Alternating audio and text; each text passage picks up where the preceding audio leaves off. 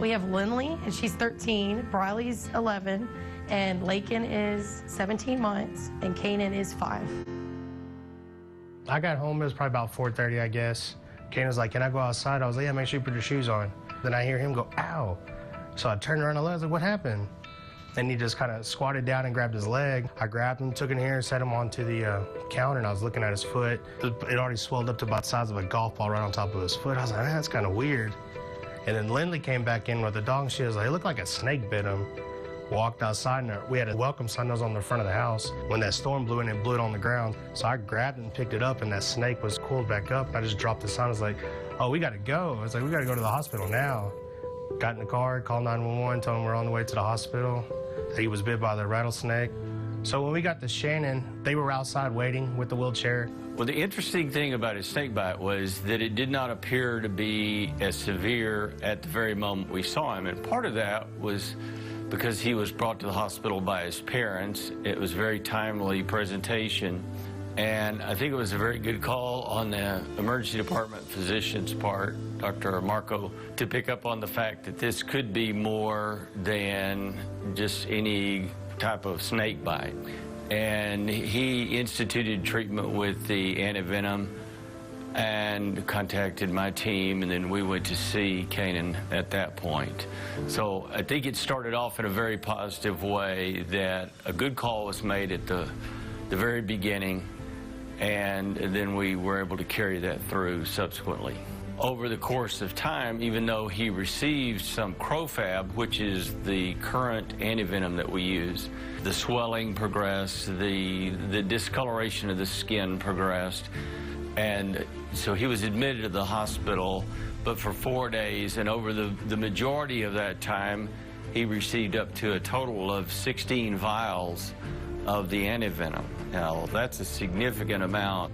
Just the process in the building of moving those people along so that we can accomplish laboratory studies in a timely fashion. The nursing staff is trained to make the measurements on the extremities so that we know if the swelling is progressing, and it's all done in a very uniform way from one shift to the next, from one day to the next, and that's what has come together over many years that makes this work.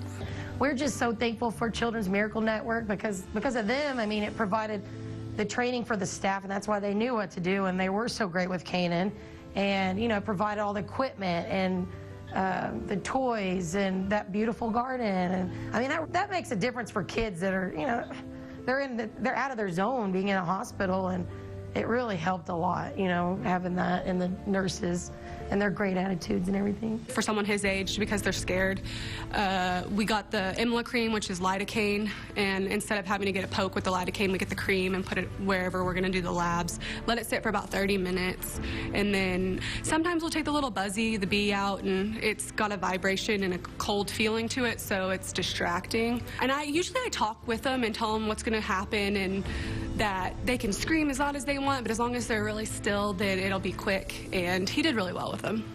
We've been really fortunate recently in the past few years that CMN has helped us and able to treat them instead of, because if you don't treat them quick enough, then you're starting to see more complications. So the quicker we treat them, the quicker they get better.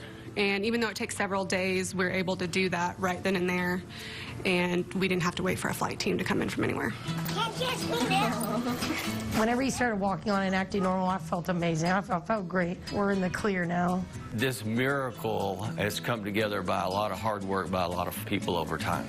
I would suspect that if you just encountered him at the store a month later, you'd never know anything was wrong with him. Full recovery. Please support the Children's Miracle Network. And help a miracle. Watch me.